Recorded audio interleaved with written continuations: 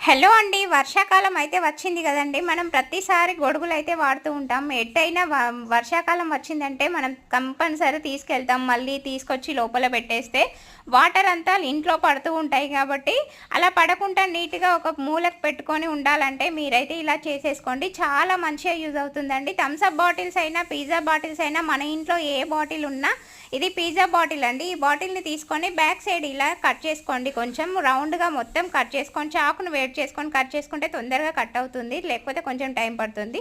అలా కట్ చేసుకున్న దాన్ని పైన హోల్స్ పెట్టేసుకోండి.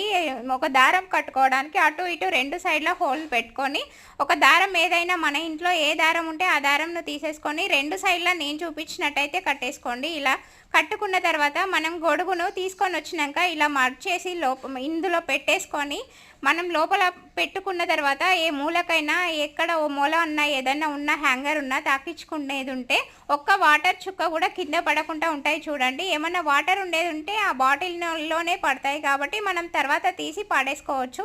ఇలా పెట్టేసుకొని మూలకు తాకించుకుంటే సరిపోతుందండి.